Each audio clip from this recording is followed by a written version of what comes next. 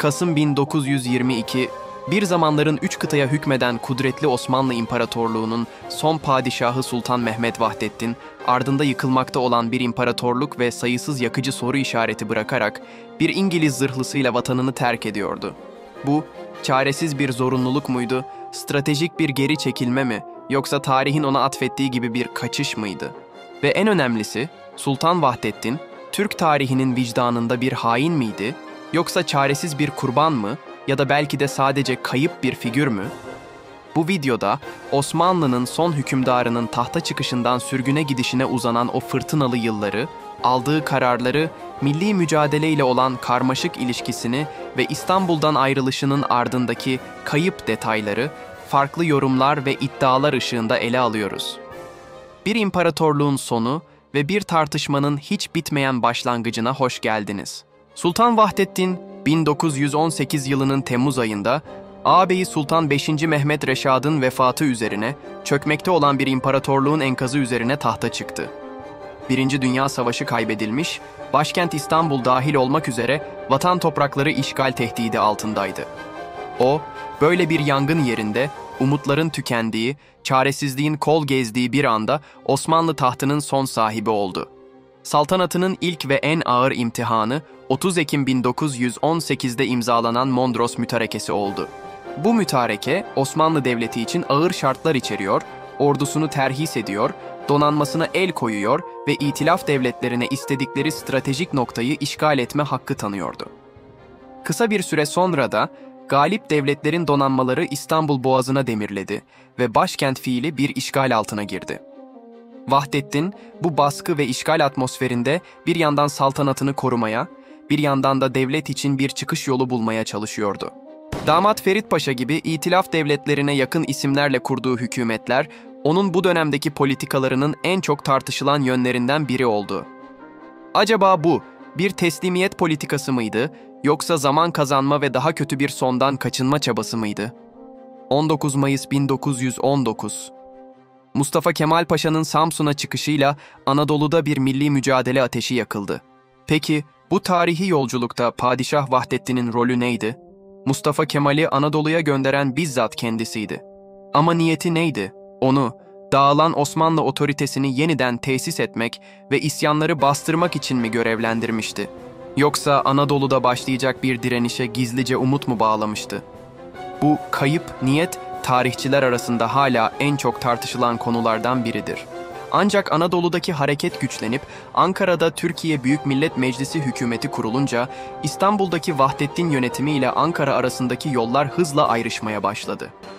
Padişah hükümetinin milli mücadeleye karşı aldığı tavırlar, Şeyhülislam Dürrizade Abdullah Efendi'nin Mustafa Kemal ve arkadaşları hakkında verdiği idam fetvası ve Kuvayi Milliye'ye karşı desteklenen Anzavur ayaklanması gibi iç isyanlar bu ayrışmayı derinleştirdi.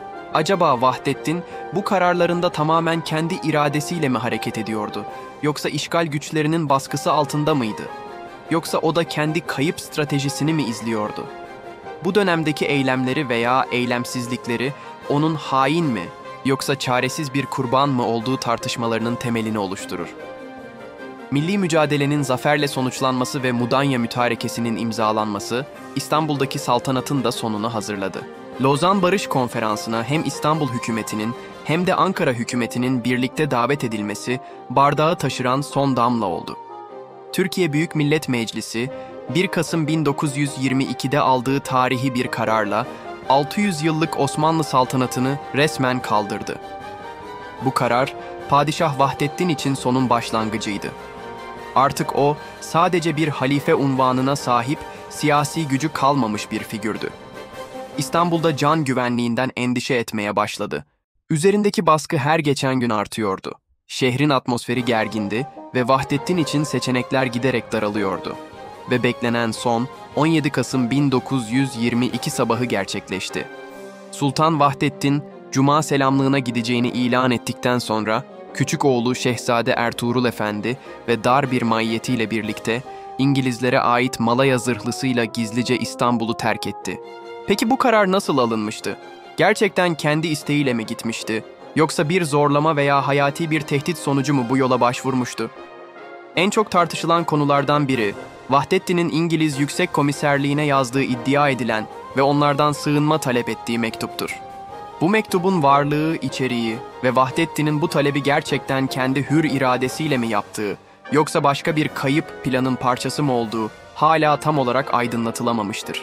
Ayrılış anının detayları, yanında kimlerin olduğu, geride bıraktığı son mesajlar, eğer varsa ve bu gidişin İstanbul halkı ile Ankara hükümeti üzerindeki etkisi, tarihin kayıp ve dramatik sayfaları arasında yer alır. Bu bir kaçış mıydı, işgalcilerle işbirliği yapan bir padişahın ülkesini terk edişi mi, yoksa can güvenliğini sağlamak ve belki de ileride farklı bir rol üstlenmek için atılmış zorunlu bir tedbir adımı mıydı? Tarih bu sorulara farklı cevaplar vermeye devam ediyor. Vahdettin için İstanbul'dan ayrılış, sonu gelmeyen bir sürgün hayatının başlangıcı oldu. Önce İngilizlerin kontrolündeki Malta'ya, ardından Hicaz'a, Mekke'ye gitti. Son durağı ise İtalya'nın San Remo şehri oldu. Bu sürgün yılları onun için siyasi yalnızlık, maddi sıkıntılar ve derin bir vatan hasretiyle geçti. Halifelik unvanı da 1924'te Türkiye Büyük Millet Meclisi tarafından kaldırılınca elindeki son resmi bağ da kopmuş oldu. Sürgündeyken neler yaşadı? Kimlerle görüştü? Pişmanlıkları, umutları neydi?